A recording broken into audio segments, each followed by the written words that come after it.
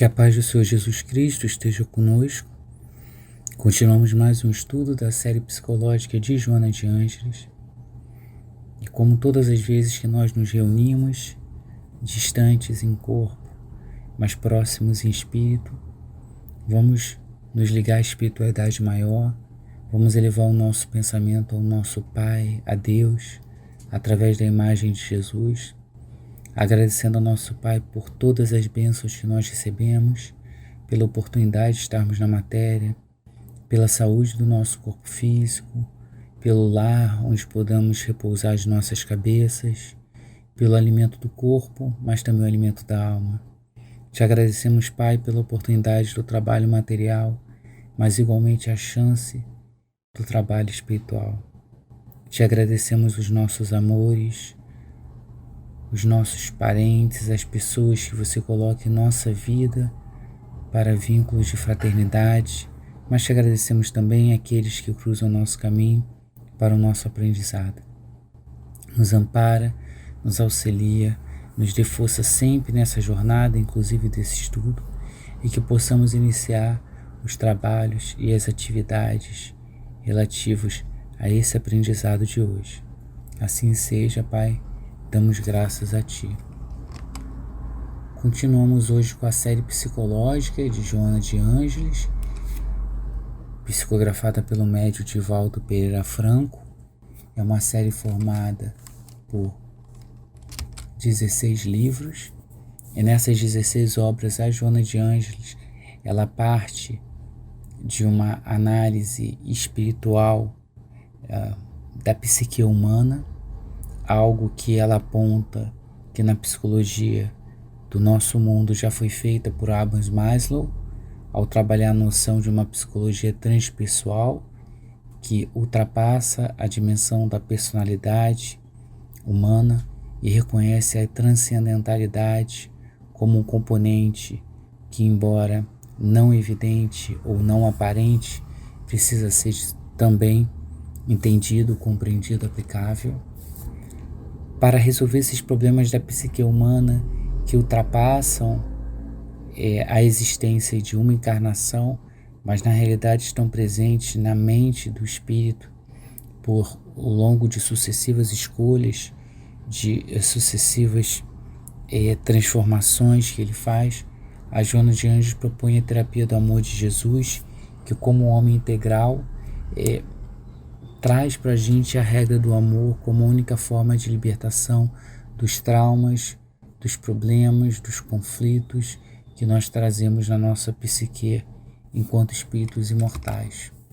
No livro Plenitude, a Joana de Ângeles trabalha a questão do sofrimento, entendido aqui como o sofrimento decorrente da falta de saúde física ou da falta de saúde mental ou emocional, trazendo as hipóteses em que o ser humano sofre, mas também trazendo as propostas de cura, de autocura, de transformação íntima. E hoje nós vamos estudar a parte final do livro, que vai do capítulo 9 ao capítulo 14. E Joana começa no capítulo 9 trabalhando a questão do processo de autocura. Essa compreensão de que se o sofrimento decorre do espírito, da escolha do espírito desajustado, o processo de reajuste, portanto, o processo também de encontrar a sua saúde integral, a sua saúde física, mental, também decorre do próprio espírito. Então, esse processo de autocura significa o reconhecimento de uma dimensão material dele, de que o homem possui recursos para, assim como ele desarranjou o equipamento material, o equipamento carnal, ele consegue rearranjá-lo. Ou seja, nós temos diversos recursos que desconhecemos e temos uma bioenergia que é capaz, a partir de uma potencialidade, ser direcionada para promover a cura. Quando na realidade nós acabamos, pelo nosso desequilíbrio, direcionando a nossa bioenergia para a doença, para os desajustes. Utilizamos mal os recursos valiosos que o nosso Pai nos oferece. Então, se nós pensarmos nessa bioenergia como uma energia que tem no próprio corpo, né? E que ela consegue ser captada pelo perispírito, que transmite não só do espírito para o corpo, mas também do corpo para o espírito, né? Nós podemos então entender que essa bioenergia pode ser utilizada seja para perturbar, né, os arranjos do corpo físico, ou seja para reajustá-los, para renová-los, e garantir um reequilíbrio após os desgastes, após as descargas desequilibradas que nós construímos. Então, o que a Joana chama atenção é que se nós conseguirmos exercitar e aplicar de forma saudável essa bioenergia, nós vamos conseguir então criar um campo de ação benéfica, onde nós vamos utilizar essa energia como um recurso curativo de inestimável significação. Como dizia Jesus, né? A tua fé te curou, né?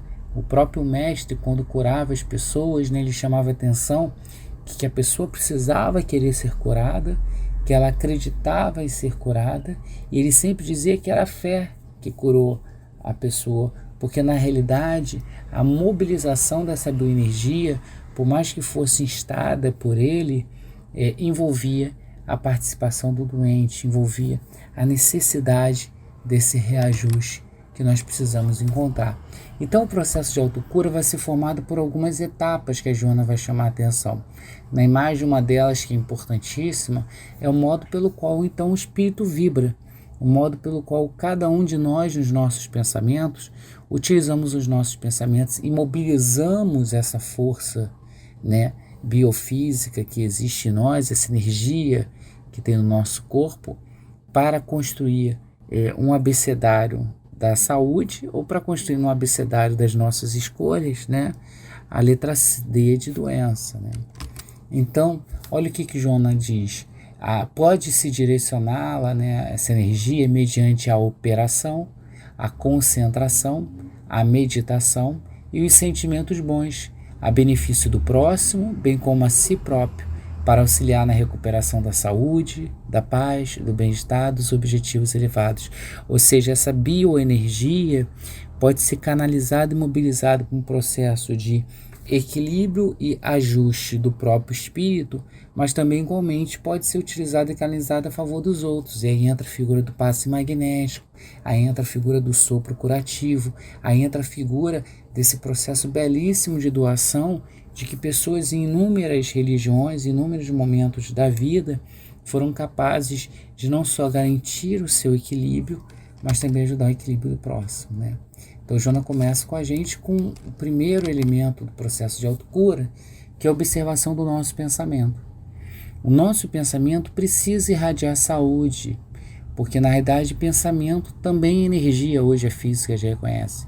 E se eu estou mobilizando essa bioenergia com pensamentos negativos, com pensamentos de desequilíbrio, ela vai exteriorizar através do meu perispírito essa canalização dessa bioenergia como um processo de enfermidade.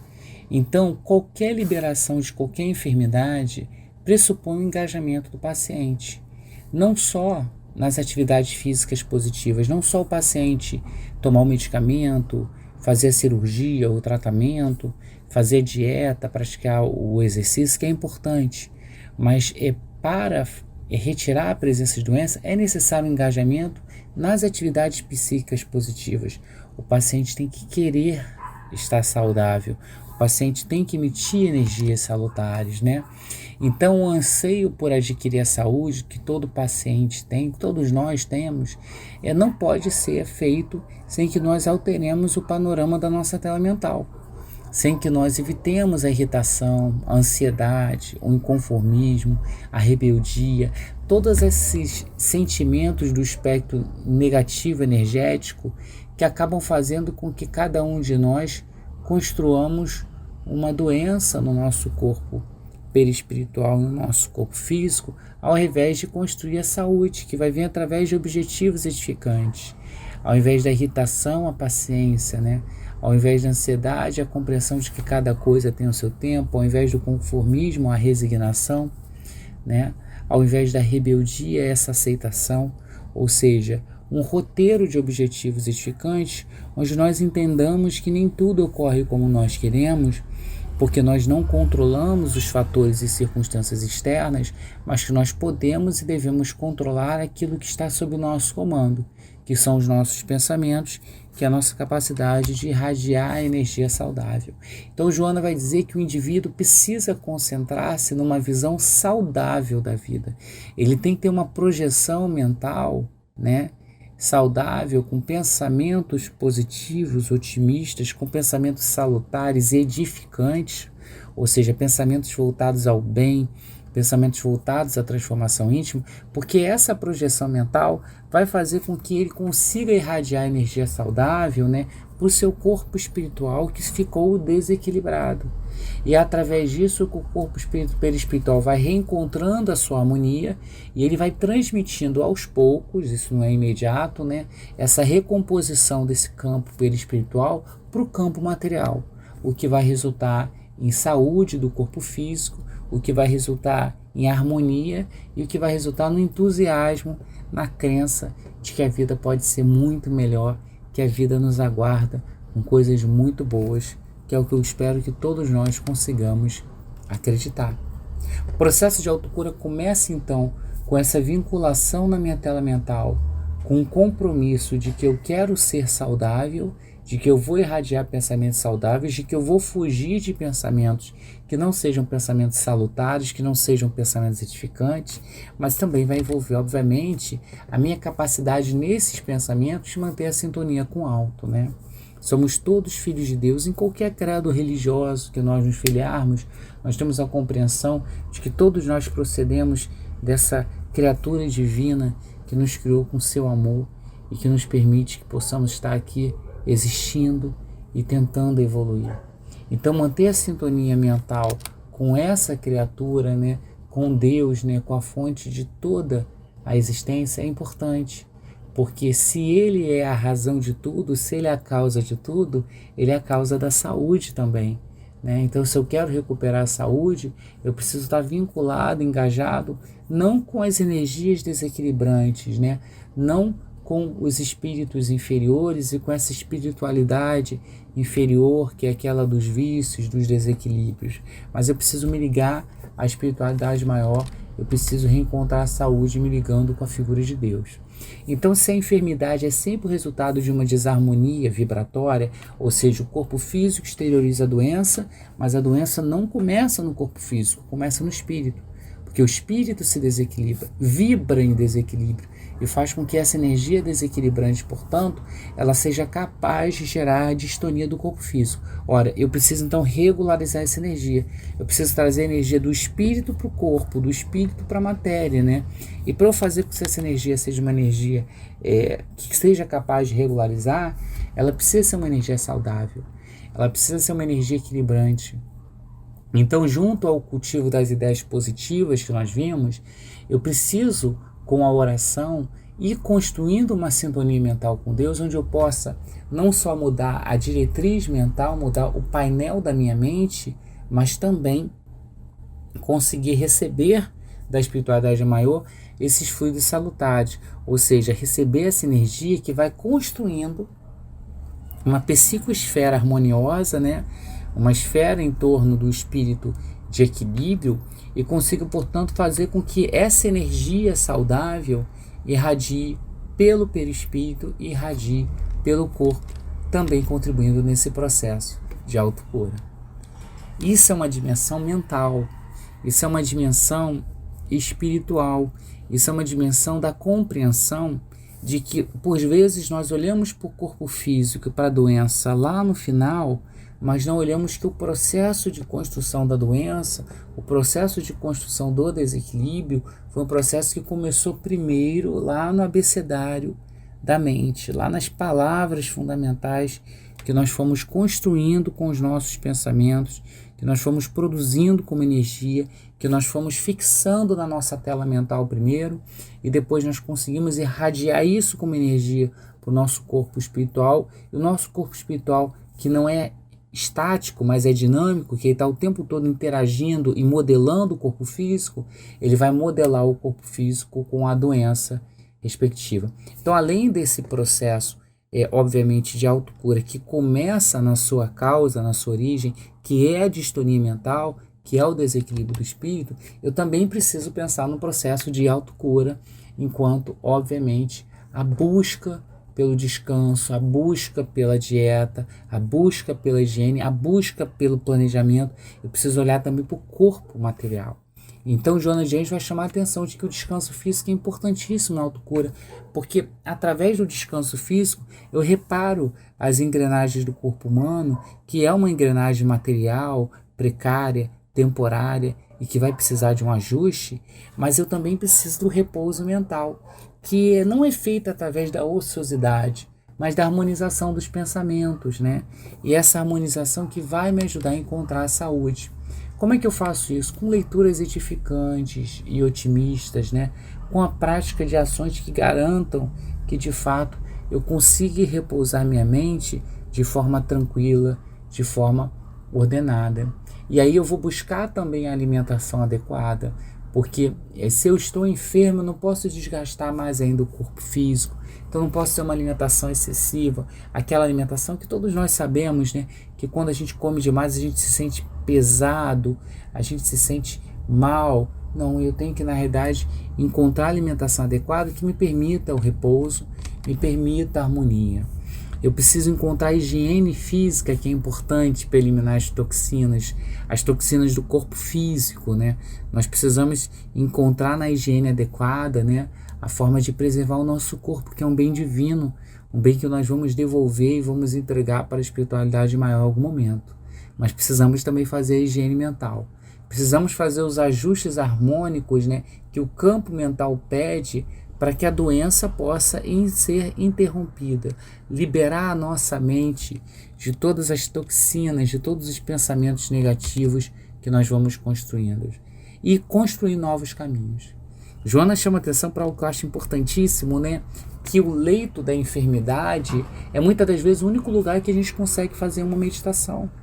Tristemente, no mundo moderno nosso, muitas das vezes nós só conseguimos parar para pensar e refletir a nossa vida quando a vida nos convida a fazer isso através da doença.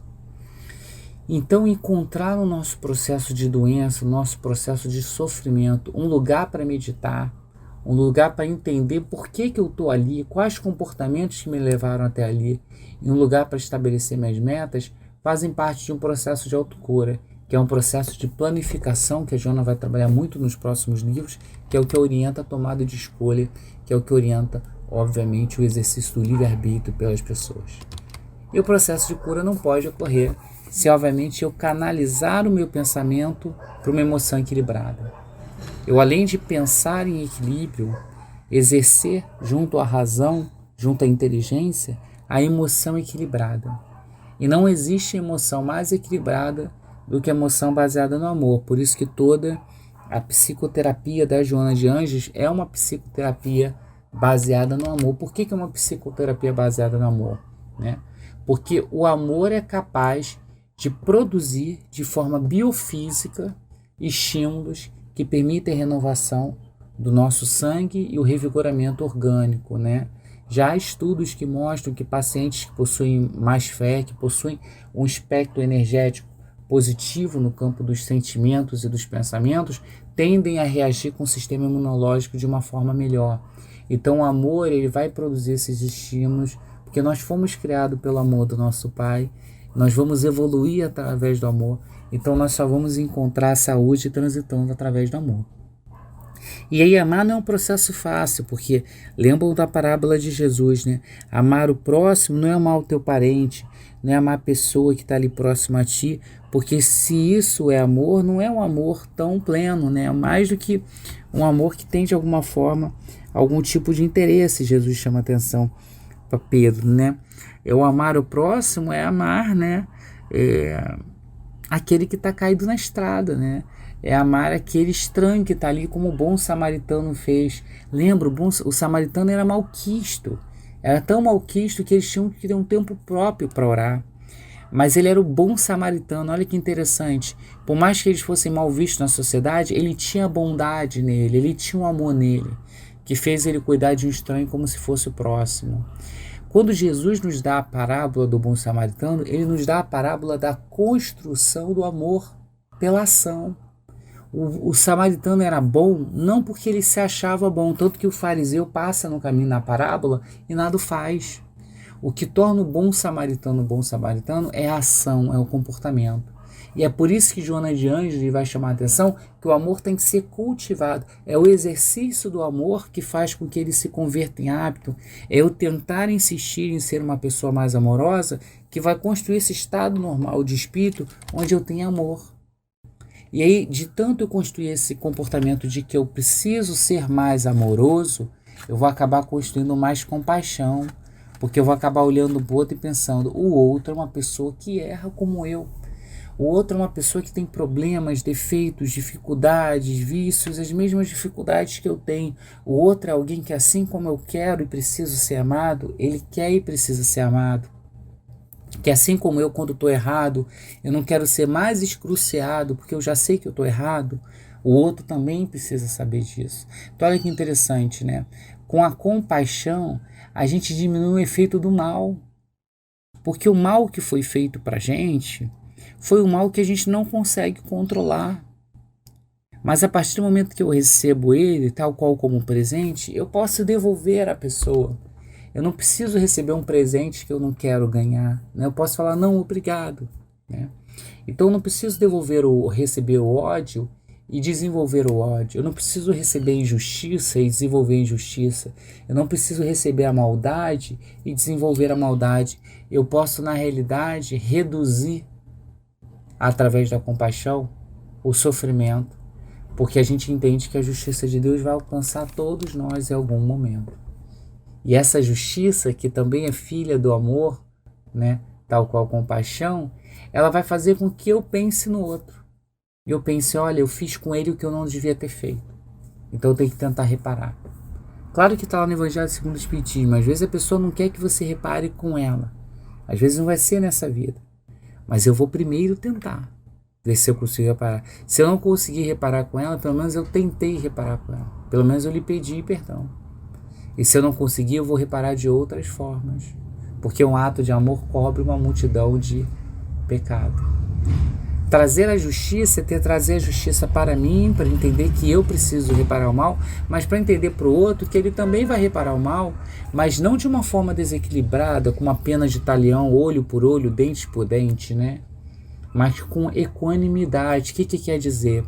Quer dizer que eu vou ser mais racional, eu vou entender que o outro errou, mas que eu não posso cobrar muito do outro, né? Quantas vezes a pessoa, porque ela errou, a gente joga na cara dela a vida toda os erros dela.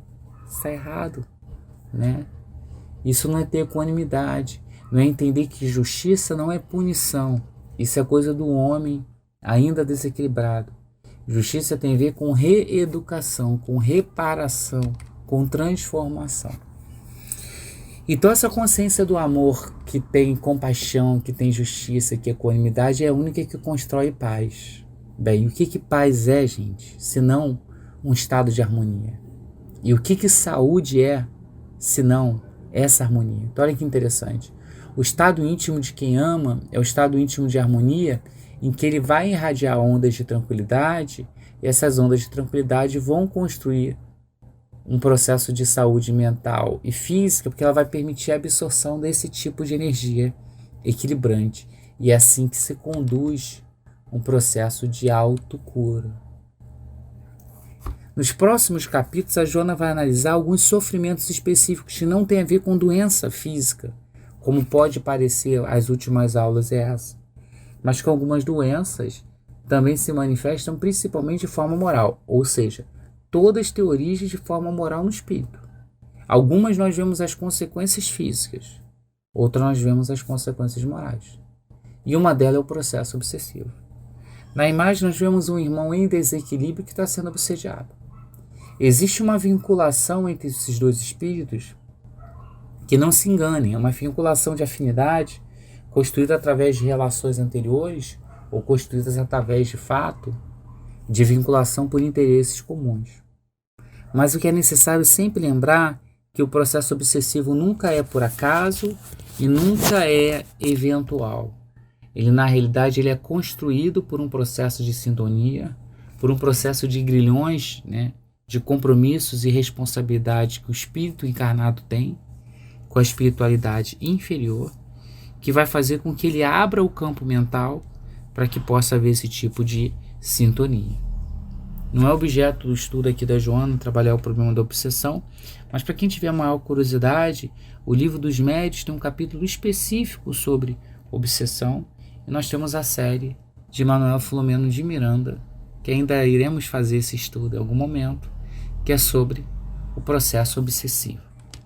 Bem, a obsessão é uma chaga moral, porque é uma vinculação de espíritos desajustados, encarnados e desencarnados, que às vezes é muito sutil.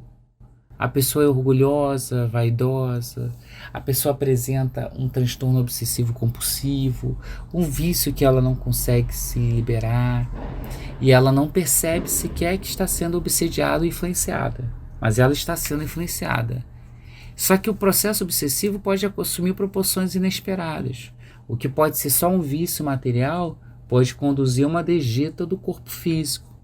O que pode ser só um vício moral pode gerar um desencarne, uma briga, uma situação complicada. Então o processo obsessivo às vezes leva a extremos lamentáveis, onde o espírito acaba desencarnando antes do tempo ao qual ele deveria desencarnar, ou acaba vivenciando situações na sua vida que ele não precisava vivenciar, e que aí não são frutos nem de expiações e nem são frutos de provações, mas são tormentos voluntários construídos pela mente invigilante, que muitas das vezes é incapaz de se reajustar moralmente e acaba atraindo e criando esse campo mental de sintonia para que essa espiritualidade inferior possa se ligar. Talvez por isso que Joana diz que é uma alienação mental, porque o espírito está em desequilíbrio na mente, e esse desequilíbrio na mente é que vai construindo esse campo de conexão com essa espiritualidade inferior, que vai reforçando e ampliando esse desequilíbrio, e vai gerando o processo de alienação mental. Não quer dizer que todo obsediado vai terminar para o campo da loucura ou do suicídio, mas reforça os desajustes dele, gera problemas psicológicos nele, problemas mentais nesse espírito, que muitas vezes ele vai levar várias encarnações para poder superar. Só que além disso, essa distonia que é produzida pelo processo obsessivo também pode gerar problemas na organização física, porque esse espírito inferior, ele produz uma bioenergia em desequilíbrio. E através do processo obsessivo, onde você tem a transmissão de pensamento, ele transmite os pensamentos e transmite, portanto, essa energia em desequilíbrio, né? Existe essa troca fluídica entre obsessor e obsediado, onde eles acabam compartilhando esse fluido pernicioso. E isso com o tempo vai se exteriorizar não só em distonia mental, mas vai se exteriorizar também em problemas na organização física e, portanto, na produção de doenças, né? Então a gente precisa entender que o processo obsessivo, mesmo quando exteriorize no campo físico consequências, ele tem antecedentes morais. Ele tem, de fato, uma origem nesse espírito em desequilíbrio que atrai outros em desequilíbrio por sua afinidade, ou que traz, na realidade, litigantes de outra vida, espíritos que outra encarnação ele não construiu vínculos de amor, mas construiu vínculos de ódio, né? Onde eles criam grilhões que precisam ser partidos, né? Eles criam algemas de ódio que os vinculam, e que a espiritualidade maior deixa o processo obsessivo ocorrer como forma de permitir que, através do conflito, né, através da situação em que vai gerar sofrimento para o obsediado e também para o obsessor, eles possam encontrar e reajustar novas escolhas, um novo caminho, né?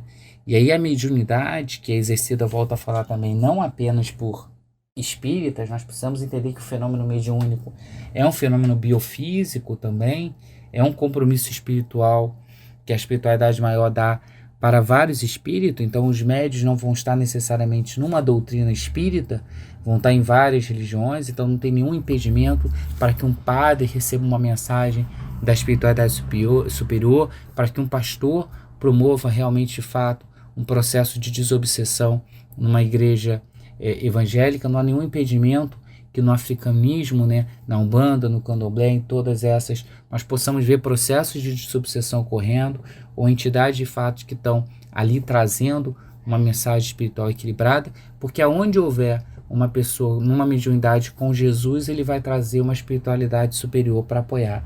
Onde houver a intenção de ajudar o próximo, nós vamos encontrar ali o nosso Pai, porque como disse Jesus, a casa do Pai tem muitas moradas, e não é nenhuma delas que representa a verdade de forma plena, e não é nenhuma delas que vai apresentar de forma completa a manifestação da espiritualidade superior. Então aqui na imagem eu trago uma imagem relativa a um processo de desobsessão acompanhado numa casa espírita da doutrina de Allan Kardec, mas nós poderíamos ter essa representação em qualquer outra religião, onde qualquer uma outra autoridade religiosa, qualquer outra pessoa pudesse colaborar para irmãos em desequilíbrio.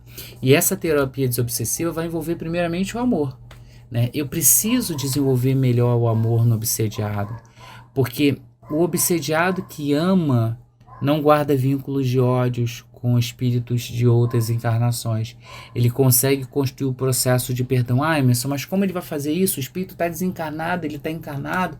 Nas obras de Manuel Flamengo de Miranda, a gente vê que a espiritualidade faz arranjos para que haja encontros no mundo espiritual, onde esse obsediado e obsessor possam se encontrar, dialogar, para que eles possam buscar um reajuste, para que eles possam, através da lei do amor e do perdão, encontrar que o ódio gera muita dor, gera sofrimento, gera tristeza, e que eles são capazes de superar através disso. E o amor por si próprio, porque o obsediado, quando se ama, ele não se lança nos vícios, ele não se lança nos desequilíbrios, né? Quem se ama verdadeiramente não precisa ter a fuga como resposta para o sofrimento, porque a resposta para o sofrimento é a resignação, é a fé, é a compreensão, que são filhos benditos do próprio amor, né? Junto ao amor, nós temos a mediunidade, que é uma oportunidade divina para a identificação e cura das obsessões, que é através da mediunidade, que muitas vezes nós vamos ter conhecimento do que está por trás dos sofrimentos humanos. Às vezes é uma briga de família, às vezes é um problema de saúde, às vezes é uma dificuldade no trabalho, né? Mas por trás disso existe uma espiritualidade inferior influenciando, arquitetando um plano para gerar o desequilíbrio, para gerar dificuldade, e a mediunidade permite a identificação e permite a intervenção para curar esses processos obsessivos, mas também através dela nós podemos muitas vezes atender os nossos irmãozinhos. São as salas de desobsessão na doutrina espírita, onde nós acolhemos o nosso irmão desencarnado e tentamos, através do diálogo equilibrado, né? A obra do Hermínio Miranda é fantástica em relação a isso. Através da figura do dialogador, nós vamos tentar fazer com que aquele irmão em desequilíbrio possa entender também a importância do amor. Então, é indispensável a conscientização da vítima e algoz, né? Ou como diria Manuel Flamengo de Miranda, os dois são algozes, né? O encarnado e o desencarnado, porque é uma disputa que já vem de outras encarnações, para que eles mudem o comportamento deles, mudem o seu comportamento mental e espiritual, entendendo que nós somos sempre responsáveis pela nossa vida e, portanto, pelos nossos sofrimentos ou pela nossa cura. No próximo capítulo, Joana vai dizer que junto a esse processo de autocura que nós vimos inicialmente e que depois olhamos de forma específica em relação à desobsessão, né, nós podemos utilizar terapias alternativas. E talvez um dos grandes contributos dessa série psicológica da Joana de Anjos para mim foi a capacidade de ligar o nosso conhecimento ocidental ao oriental. Que muitas das vezes nós ainda acreditamos apenas no conhecimento ocidental como forma de produção de conhecimento, inclusive espiritual. E Joana veio chamar a atenção que a mensagem do Pai chega através de vários emissários, que a mensagem do Pai e o conhecimento das leis divinas não é atributo exclusivo de ninguém, e que nós podemos trazer ainda conhecimentos e aprendizados milenares dessa orientariedade para nós. Então, a Joana vai dizer que a maioria das nossas enfermidades, como nós já vimos, se inicia no espírito. O espírito pensa em desequilíbrio, age em desequilíbrio e constrói doença, né? Esse desequilíbrio espiritual, emocional, né, gera esse desequilíbrio de energia que, como nós já vimos, né, transfere-se do psíquico para o físico, né, produz lesões que geram dificuldade na estrutura orgânica do corpo. No mundo ocidental, na nossa medicina do homem moderno liberal, nós construímos a ideia da razão, né, e a ideia desse positivismo, dessa busca na matéria pela resposta, um tipo de busca por solução da doença a partir do corpo, né? O homem olha para o corpo, olha os seus efeitos e encontra no corpo a solução para ele. Então eu procuro encontrar medicamentos e tratamentos para vencer o vírus, para vencer a bactéria, para vencer os fatores que geram desarmonia física olhando para o corpo físico. Só que a sabedoria oriental já traz há milhares de anos a ideia de que as doenças no corpo físico são exatamente o que a Joana trabalhou. São efeitos degenerativos da energia do corpo, obviamente espiritual, da energia do espírito. E se a doença é fruto do desequilíbrio de energia, eu preciso combatê-la na sua verdadeira causa, que é esse desequilíbrio de energia. Então vão sendo construídas várias técnicas alternativas que podem ser utilizadas para aquisição de saúde, que são do mundo oriental, mas que surgem no mundo ocidental como alternativas, né? Assim, nós ainda não reconhecemos elas como técnicas normais, mas que elas ajudam na restauração do equilíbrio energético do ser humano. Como a ciência espírita entende que o sofrimento decorre do homem, do seu livre-arbítrio, da sua distonia espiritual, do modo como ele conduz seus valores morais de forma desequilibrada, ela vai entender que de fato eu preciso recompor essa energia para encontrar um mecanismo para a liberação da saúde. Então é um momento que a Joana de Anjos aproxima para a gente a doutrina espírita da filosofia oriental e mostra para a gente que existem várias técnicas que nós não podemos ignorar, como esse homem moderno, racional, que olha só para a matéria, mas não compreende o sentido holístico da saúde integral, da saúde física e mental, que pressupõe não apenas a compreensão dos problemas orgânicos que podem ser vistos na matéria, mas também a compreensão dos problemas espirituais / energéticos que devem ser vistos a partir de uma outra dimensão transcendental. Então a primeira terapia alternativa que ela vai chamar a atenção para a gente nas imagens é a acupuntura, porque a acupuntura ela considera que o corpo é um instrumento ou um sistema energético. E sendo o corpo um sistema energético, né, nós temos um campo de energia que é necessário para vitalizar ele e que ele vai tendo ao longo do corpo, né, vários pontos onde essa energia ela é transmitida, onde essa energia ela é movimentada. E que se eu não consigo movimentar ela, se há bloqueios que impedem de fato a irrigação da força por esses pontos, eu acabo construindo o processo de doença. Então esse sistema energético para a acupuntura é um sistema onde nós temos meridianos, né, que são correntes de energias que vão se estendendo pelo corpo, em que eu posso medir pontos onde são pontos carregados de energia e pontos onde essa energia está bloqueada. Então a proposta é que diante de qualquer ponto de bloqueio nessa corrente de energia, né, que vai gerar um desequilíbrio físico e que na realidade ele é decorrente de um desequilíbrio mental, das nossas escolhas desequilibradas que vão desequilibrando a transmissão da energia no corpo, com a acupuntura eu consigo acessar esses pontos e consigo desbloquear eles e consigo fazer com que essa energia ela seja transmitida, que essa energia possa ser restaurada no corpo físico. A mesma coisa é a questão dos chakras, né? Eu posso olhar para o corpo humano, além do olhar físico, orgânico, além do olhar espiritual para o perispírito, eu posso olhar ele do ponto biofísico, do ponto energético, e encontrar chakras, encontrar 7 chakras, né? Encontrar 7 pontos de concentração respectivo dessas energias, né? Então o conhecimento dos chakras, das rodas, como essa fonte de energia que vitaliza, né, de forma orgânica, né, permite que a gente entenda como é que deve funcionar o equilíbrio de forças, como é que deve funcionar a manutenção da energia no corpo físico, né?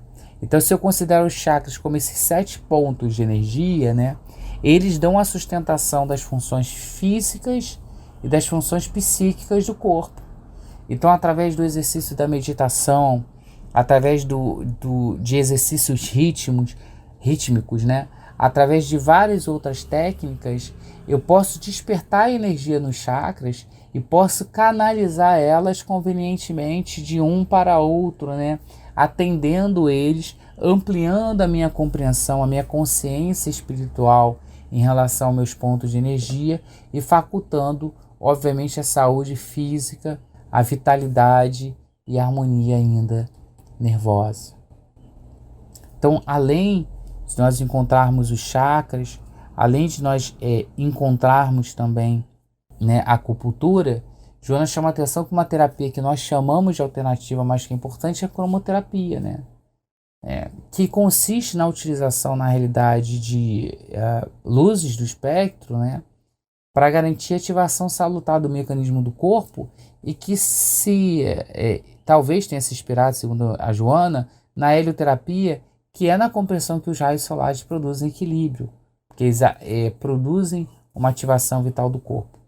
E a Joana vai dando vários exemplos, né, de que a colesterina, por exemplo, sob a ação dos raios ultravioletas, se transforma em vitamina D, né? Que várias outras doenças pedem exposição solar, como a espasmofilia, como anemias infantis, né? Como a própria tuberculose cutânea, como algumas dermatoses, né?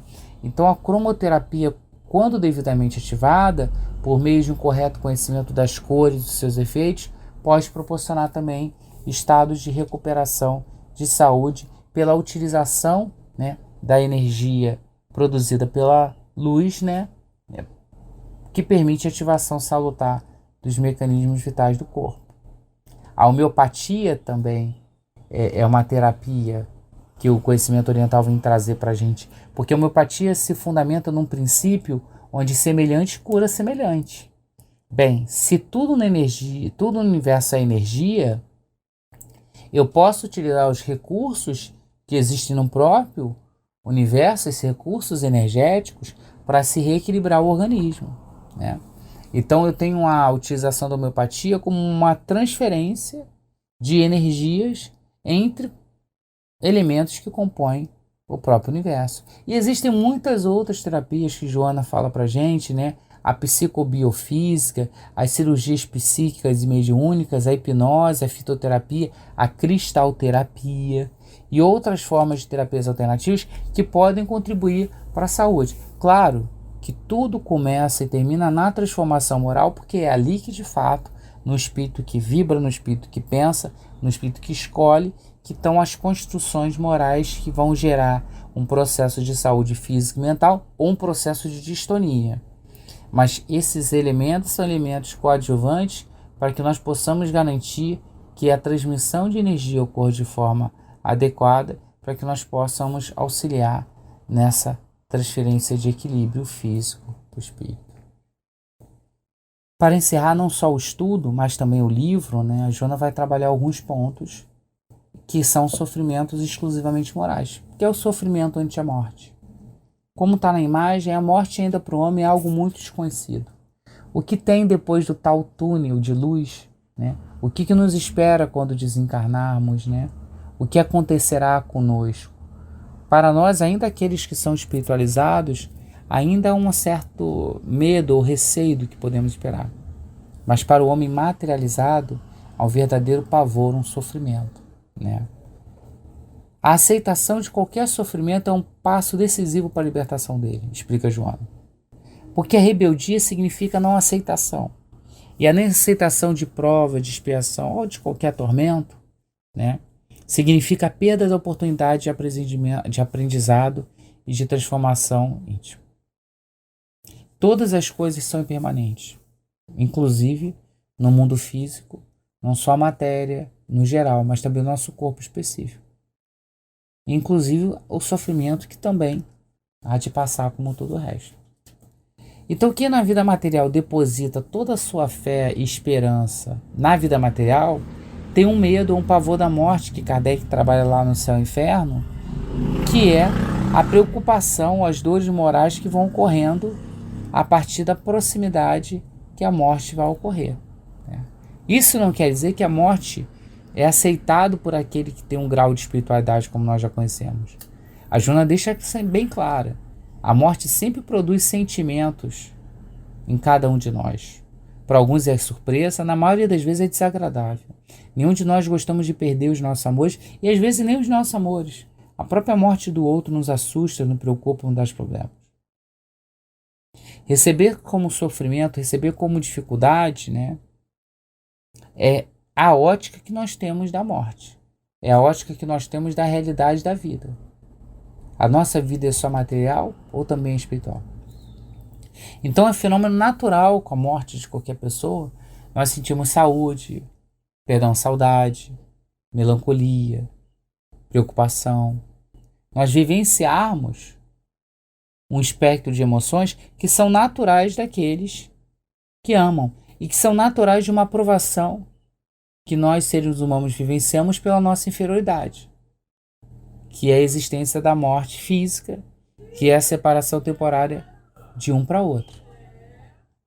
Porém, nós podemos nos preparar para esse acontecimento. Nós podemos tentar nos adaptar. Não que não vai existir um choque inicial, mas nós podemos tentar nos adaptar, nos preparando para esse acontecimento. Então, aquele que já vai se desligando dos interesses da matéria, né? Aquele que não dá tanta importância para as coisas físicas, vai receber melhor do que aquele que colocou no corpo todos os seus interesses. Aquele que botou todas as expectativas na matéria. E que quando ele desencarna, ele vai encontrar uma revolta, quando ele vê a morte chegando, né?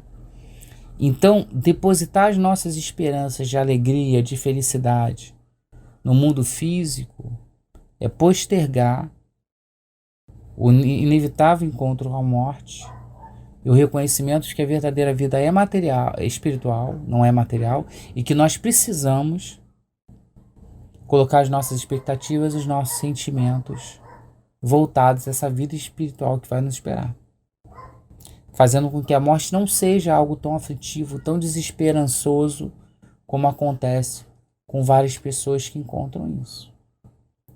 Porque não é apenas o sofrimento perante a morte. Esse sofrimento vai continuar no depois-túmulo, na imagem de uma representação de uma zona umbralina. Nas religiões tradicionais, né, a justiça divina tinha uma resposta muito clara: penas e recompensas eternas. Ou você fez tudo certo e vai para o céu, ou qualquer outro representativo disso, ou você fez tudo errado e vai para o inferno, ou qualquer outro representativo disso. Se constrói um sistema de punição eterna, onde eu crio a figura de Deus como um vingador celeste, tal qual o homem é.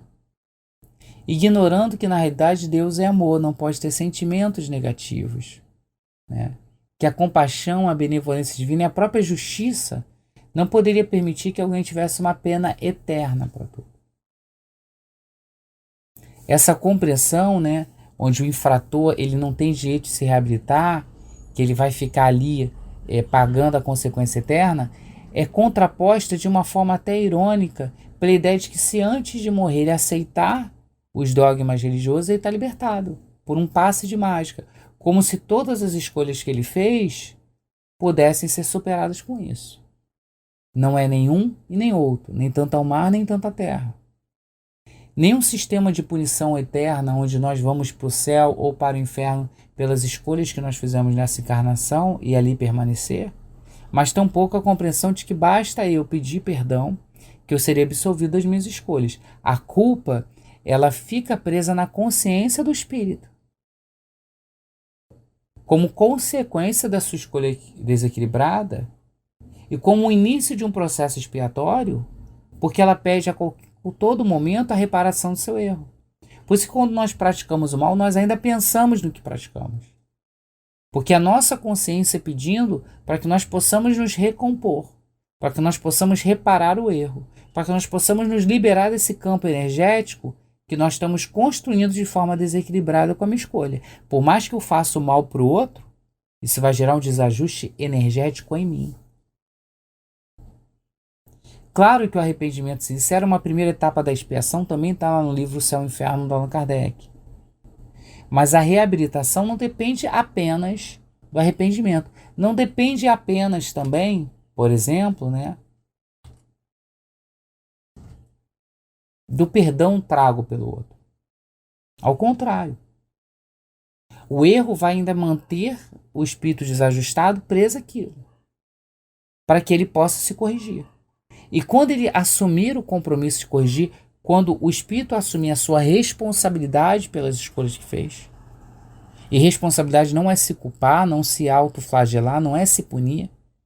Responsabilidade é se arrepender sinceramente e buscar a reparação. Ele vai encontrar a sua dignificação, porque ele vai se libertar do mal praticado. Ele vai adquirir experiência do erro que ele fez. E ele vai poder avançar para a felicidade de forma plena. Então, mesmo que a vítima perdoe o malfeitor, né, a culpa permanece na consciência. E isso vai impregnando o espírito com essa energia. E essa energia, obviamente, vai gerar um sofrimento para ele, seja ele encarnado ou seja desencarnado. Quantas pessoas vivem com culpa e angustiada a vida toda? Se ela desencarnar, ela vai permanecer com isso, porque a morte é um processo biofísico, em que o corpo material não suporta mais o espírito. A morte não é um processo necessariamente moral. Alguns utilizam os momentos finais do desencarne para grandes reflexões morais. Mas a morte é um evento biofísico. Se é um evento biofísico, o que significa? Ela não tem um condão de liberar a gente dos sentimentos, dos espectros de emoção, da nossa realidade psicomental. Então o espírito chega no mundo espiritual exatamente como estava no mundo material. Ou ainda pior, porque ele vai ter um encontro com aquilo que o corpo físico não lhe permitia lembrar. Ele vai ter um encontro com as escolhas que ele fez. Ele vai estar liberto da matéria e vai ter uma visão um pouco melhor das consequências da sua escolha. Então as suas sensações, os seus sentimentos, as suas escolhas permanecem na sua individualidade. E elas vão ficar ali chamando a atenção para que ele repare.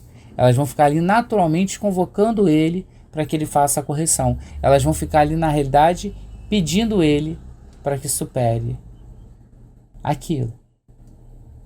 Então, como na belíssima imagem, as correntes que nós mesmos nos algemamos, somos nós mesmos que precisamos romper. A conduta mental e moral que eu tenho, ela vai gerar o resultado consequente. Então, se eu começo a buscar um equilíbrio na matéria, quando eu estiver fora da matéria, a tendência é eu manter esse mesmo desequilíbrio. Ou esse mesmo equilíbrio. Então, cabe a mim, dentro da minha conduta moral e mental, escolher se eu estou produzindo experiências de libertação ou de retenção, de aprisionamento em sofrimentos ou de liberação para a felicidade. Então, a vida futura vai ser resultado do modo como eu construo hoje. O sofrimento futuro vai ser do modo como eu gerei prejuízo, da forma como eu gerei sofrimento para mim ou para os outros. Então a morte não vai cessar esse sofrimento e nem vai me fazer deixar de continuar nessa experiência. Na realidade, ela vai continuar mantendo ela. Então eu que preciso superá-la. E como é que eu supero? A imagem é bem elucidativa. Eu preciso fazer uma limpeza do meu campo mental. Eu preciso fazer uma faxina no campo das minhas condutas morais. Eu preciso fazer um processo de labor em mim. Me libertar de todos esses condicionamentos materiais, dos vícios, das emoções desequilibradas, de tudo aquilo que eu carrego ainda no meu sentimento, no meu campo mental. Disciplinando a minha mente. A minha mente precisa ser disciplinada para não pensar o mal, para não querer o mal, para não pensar no desajuste. Lembra que o mal não é só praticar o mal para o outro. Acima de tudo é o desequilíbrio.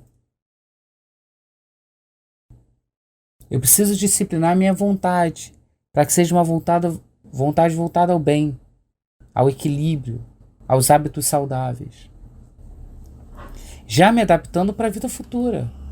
Porque lembra Jesus no Sermão da Montanha? O reino dos céus ele vai trazer as bem-aventuranças, chamando a atenção para a gente que o reino dos céus não é para aquele que tem uma liberação religiosa. O fato de ter uma religião não te conduz ao reino dos céus. Mas o que te conduz ao reino dos céus são os verbos que estão lá nas bem-aventuranças. é ser caridoso, é ser sequioso por justiça. Ou seja, é a conduta, é a ação, é a minha vontade orientada pela minha mente para aquilo. Então o sofrimento pode ser evitado se eu construir ações enobrecidas. Como assim ações enobrecidas? Entender o verdadeiro sentido da vida. Um sentido de transformação íntima, um sentido de melhoramento individual. Um sentido de modificação dos meus painéis, da minha psique, mas também da minha conduta. E conduzindo à felicidade. Então, a única forma de nos libertarmos do sofrimento é da educação moral e espiritual. É da nossa transformação íntima. E é assim que Joana de Ângeles termina esse belíssimo livro. Se é um livro voltado à discussão do sofrimento físico, sofrimento mental ou sofrimento espiritual, como eu me liberto desse sofrimento? Qualquer terapia profunda, qualquer terapia séria, sabe que para você curar qualquer doença, qualquer transtorno, qualquer problema, eu preciso encontrar a causa que gerou. Eu não posso atender os efeitos, eu não posso tomar um remédio para dor toda vez que eu sentir dor, sem buscar a causa, porque ele só está mascarando a dor. Então esse contributo ético-moral que nós vimos, né, ele suaviza o sofrimento porque ele altera a causalidade. Se eu entendo que todos os sofrimentos da minha vida têm origem na minha conduta moral e que eu tenho de ficar qual é a conduta moral, eu encontro a verdadeira cura para elas, porque eu acabo com o nexo de causalidade. Eu vou fazer o rompimento da ideia de que isso acontece na minha vida porque eu ajo dessa forma. Então, se eu não agir mais dessa forma, a vida vai me dar uma resposta diferente. Então, eu preciso entender que uma forma de terapia profunda é a terapia que a Joana propõe nesse livro, que é uma terapia ético-moral, onde eu olhe para mim enquanto espírito e veja onde estão os meus desajustes no meu campo mental, veja onde estão os meus desajustes na minha vontade, nas minhas escolhas, nos meus pensamentos e, portanto, nas minhas ações. Isso significa que eu não vou ter uma terapia humana, material, que eu não vou precisar de uma assistência médica para a saúde física, ou psiquiátrica, ou psicológica para minha mente? Claro que não. São de extremo valor o acompanhamento físico para sanar as repercussões desse desequilíbrio no corpo material. É extremo valor. O equilíbrio espiritual que é produzido também pelo acompanhamento psicológico, psiquiátrico. Mas é inexorável que esse sofrimento tem a ver com o processo espiritual. Tem a ver com um ser transcendental que faz escolhas a várias encarnações, que tem vários condicionamentos. Por que mudar não é fácil? Porque nós já estamos assim não só nessa vida, mas há muitas vidas. Então eu preciso, junto a esse componente ético-moral, junto a esse componente físico-psíquico, junto a essas terapias que a gente está trabalhando aqui, utilizar a terapia espiritual.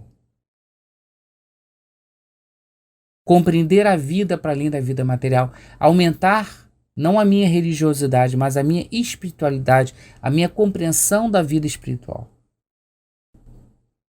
Entender que o mundo material é transitório, que os verdadeiros valores são valores espirituais e conduzir minha vida a partir deles. O que vai me ajudar a superar melhor as crises.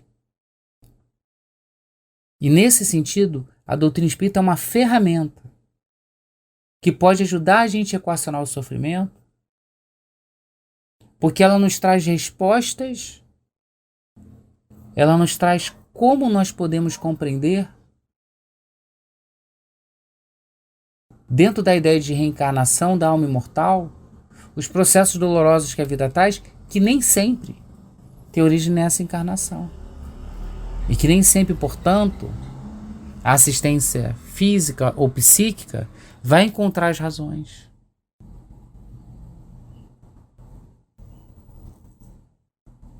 Mas o que nós precisamos ficar é com esse belíssimo alerta final da Joana. Como tudo na matéria é transitório, o sofrimento também é transitório. Não há noite que não acabe e não há dia que chegue. O sofrimento, como efeito de um desequilíbrio da energia do espírito, também vai ser transitório, porque o espírito vai evoluir, o espírito vai se encaminhar para o bem, o espírito vai progredir. E está no nosso caminho se nós vamos querer progredir de forma mais lenta ou mais rápida. Se nós vamos escolher o caminho da dor ou, como Joana propôs o livro todo, o caminho do amor. Porque o caminho do amor nos conduz à verdadeira iluminação, nos alça a plenitude moral e intelectual, nos constrói a saúde integral como essa saúde física e mental que podemos construir. O caminho dessa palavra tão pequena que é o caminho do amor, é o caminho da verdadeira libertação do sofrimento e do encontro real com a felicidade.